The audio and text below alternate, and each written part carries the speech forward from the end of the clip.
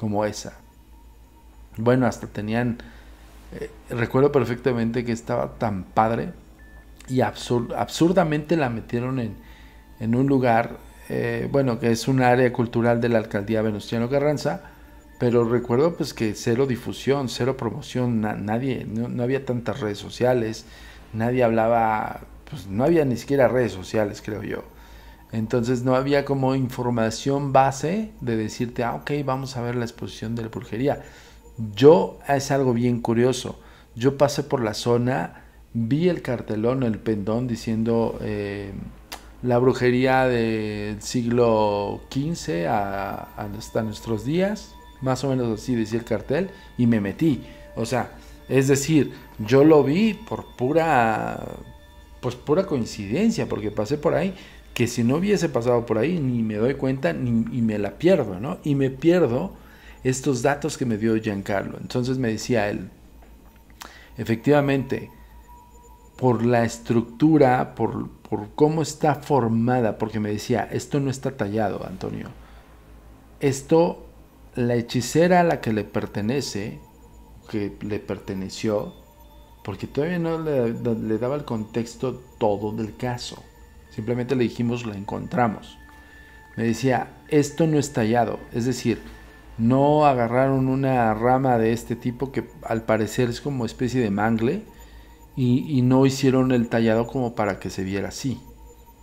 Así está, así es otorgada, y es otorgada por los demonios de jerarquía alta, los primigenios.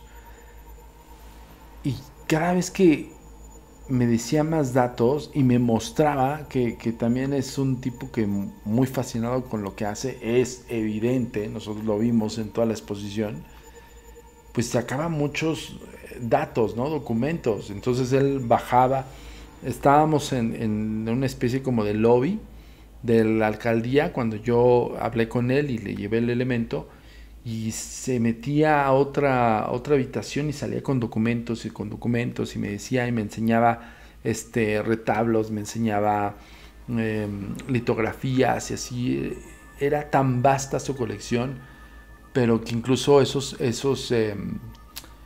litografías o esos documentos no estaban expuestos. O sea, de él salió mostrarme para qué eran utilizados estos mazos ritualistas. Fíjense, yo hoy estoy revelando con ustedes el concepto del bastón ritual o del cetro ritual, que eran mazos, martillos. Entonces, para no ser como muy expresivo, colocaban la ofrenda, daban el mazazo o el martillazo, separaban, porque eso es algo que también me dio a entender Giancarlo, o sea, no era una cuestión de solamente dar el martillazo y ya, tenían la manera de cómo golpear para que esto se separara y fuera como una separación, como si fuera no una destrucción de la ofrenda en la parte superior, sino era como una especie de corte estratégico para que del mazazo se abriera a la mitad. Fíjense cómo tiene el contexto muy profundo del por qué lo hacían en un árbol centenario con esas características y el por qué en un meridiano. Ahí intervenían fuerzas, a mí me queda claro que, y él me dio a entender eso, intervienen fuerzas oscuras, intervienen, pues son los rituales supremos, son los más poderosos. Dice, y estos mazos es increíblemente difíciles de conseguir.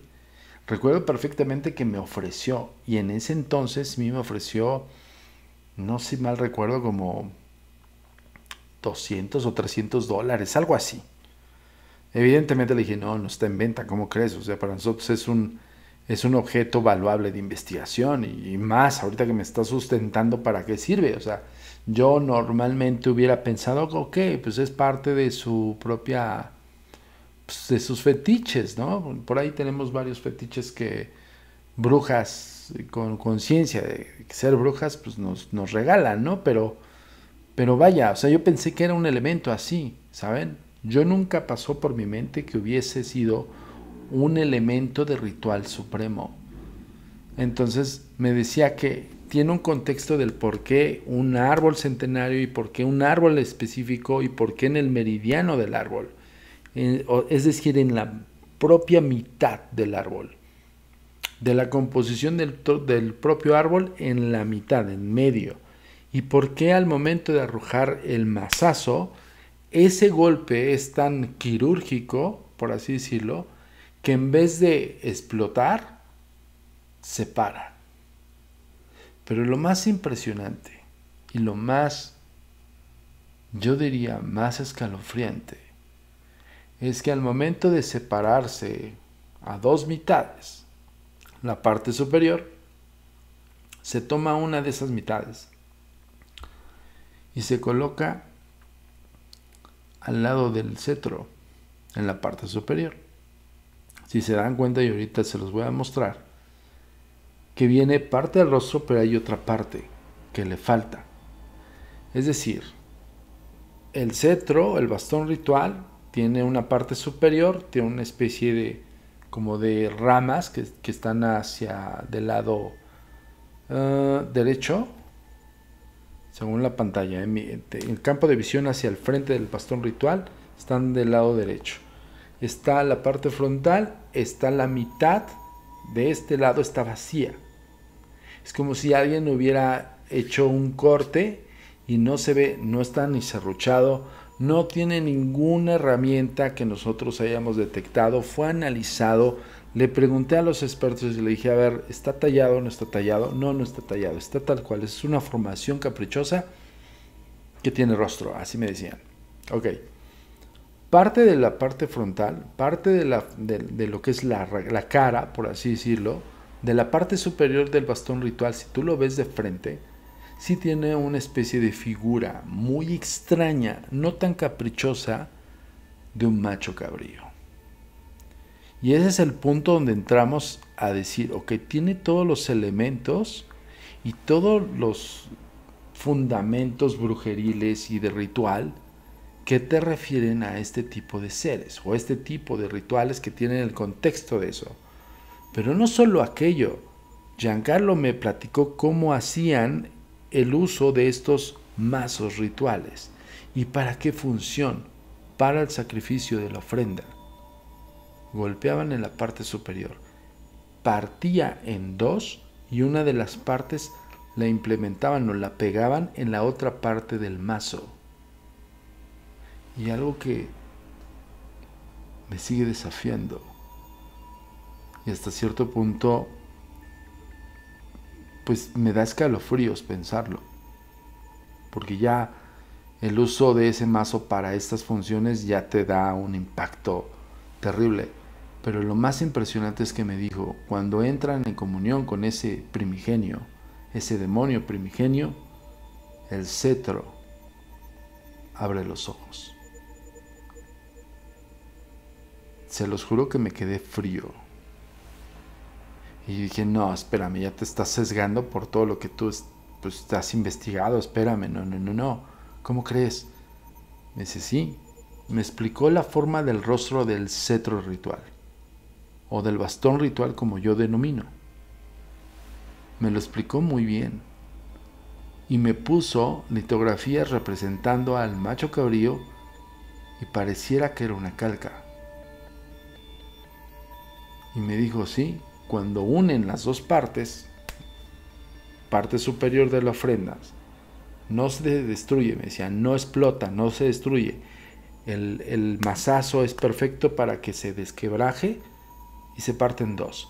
Y la otra parte la toman en lo que es la parte superior del bastón y la unen.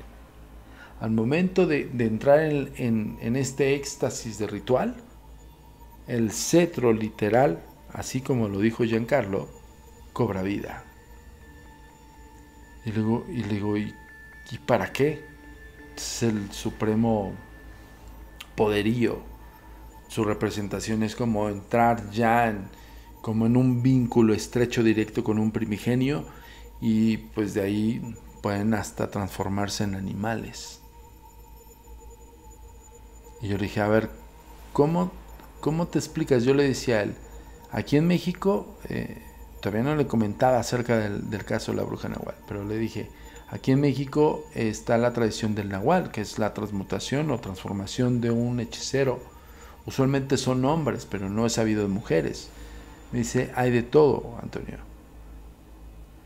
En Europa se le conoce como crinos o hombre lobo. En México debe ser Nahual.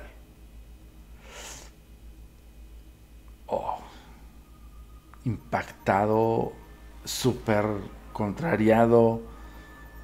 Yo con todos los elementos que ya tenía recabado junto con el equipo de la agencia, seguía dudando. Sigo dudando, de hecho. Aunque nosotros hayamos tenido esa oportunidad de ir esa noche específica, pero ojo, nos tardamos en ir.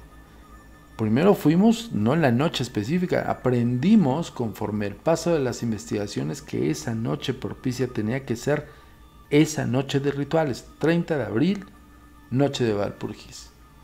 Pero para darnos cuenta, fácil fueron como unos 6 viajes a lo tonto, donde no encontrábamos nada, solamente relatorías, crónicas, y pues el pueblo al final del día te cuenta pues todo esto, ¿no? Y ya lo vieron, o sea, fíjense cómo unimos todo el capítulo, los testimoniales que nunca habían sido revelados en otras plataformas, ni mucho menos en televisión o radio, ni mucho menos en internet, ni con colaboraciones de la familia Silva, las experiencias con los encuentros de nahuales que han tenido durante cierto tiempo la familia Silva, incluso no ellos solamente, sino los visitantes. Luego el contexto de la lucha entre diableros y chamanes dentro de lo que se engloba al vórtice magnético que hace Peña de Lobos. Híjole, imagínense por qué el caso tiene 20 años de investigación. Y hoy, y el próximo 30 de abril, seguiremos investigando. Espero que te haya gustado este capítulo un poco largo o un mucho largo, pero lo hacemos con el afán justo de hacer el especial de brujas. Y creo que quedó perfectamente 31 de octubre. Por cierto, me van a decir, oye, pero Antonio, nada más hablaste de la noche de Walpurgis. Sí, porque estábamos concentrándonos en el caso.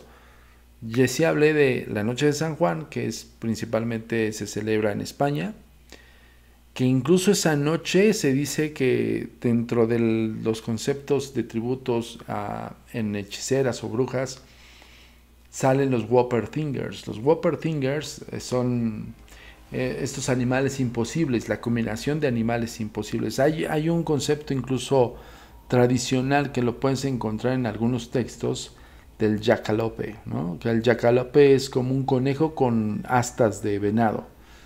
Pero esos son otros misterios que no podemos abordar porque ya llevamos bastante tiempo hablando de este tema, pero híjole, les podría decir a todos ustedes que apenas es un caso. Y estás hablando del tema brujas. Por eso yo decía siempre, el tema es tan vasto y tan profundo que toda la gente que está allá afuera y dice, no, yo soy brujo, bruja, por favor, señores, estos sí son criaturas nocturnas. Yo siempre le digo a todas las personas que nos están viendo y escuchando, cuando me hablan acerca de las brujerías del Hocus Pocus, el yo atraigo y todos los contextos, incluso religiosos, pues eso es lo light, eso es lo bonito. La otra cara de la moneda es lo que hoy te revelamos. Yo a veces lo pensaría, si fuese tú, yo lo pensaría más de 2 veces al hablar de brujas. Como última recomendación, para finalizar este capítulo que queda en puntos suspensivos, ojo, el caso de la bruja Nahual de Peña de Lobos sigue en investigación, sigue. Pero yo para darles un cierre meritorio a este 31 de octubre que estamos en propio día noche de brujas, que principalmente se celebra en Salem y en otras partes del mundo, pero principalmente en Salem, por un tributo al dios pagano Samhain. Te diría, Y como lo dijo una persona que sigue viviendo atormentada por un grupo de tradicionales hechiceros, diableros, chamanes, debes de tener cuidado para hablar de una bruja o hacerte pasar por una, porque ellas te están escuchando. Nos vemos en otra entrega más y otro especial más de Códigos Paranormales, los podcasts de lo desconocido. Demonio familiar, signatura de un demonio, un duque negro. Estos símbolos sí no encontramos explicación.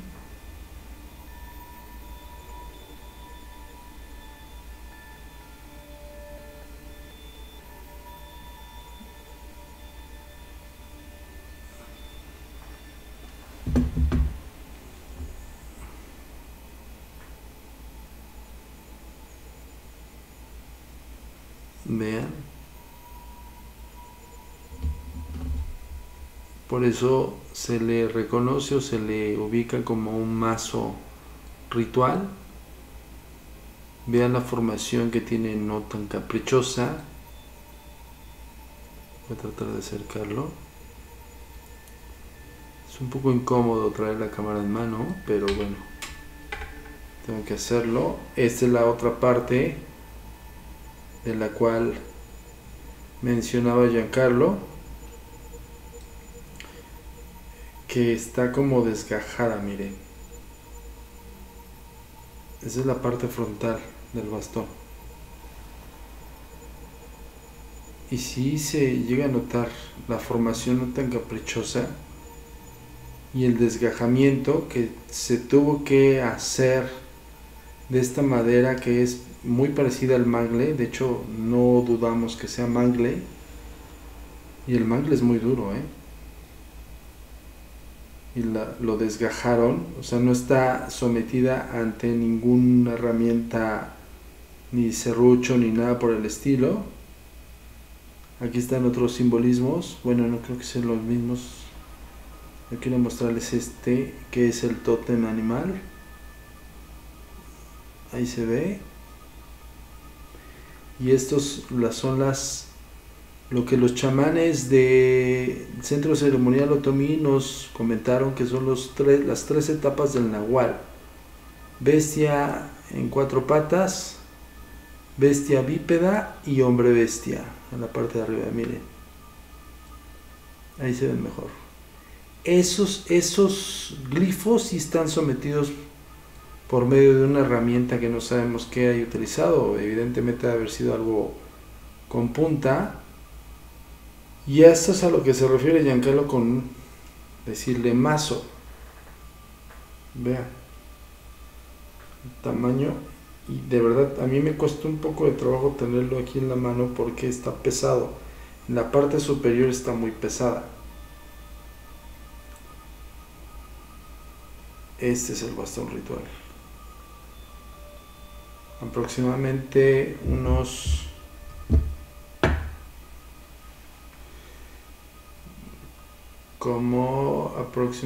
que serán unos poco más de 40 centímetros, casi medio metro o un poquito más, junto con la base superior, que es esta parte. Desde acá a acá, más o menos unos 40 y tantos centímetros de lo que es el mango y la parte superior. Este es el bastón ritual, cetro ritual, o como decía Giancarlo, el mazo ritual.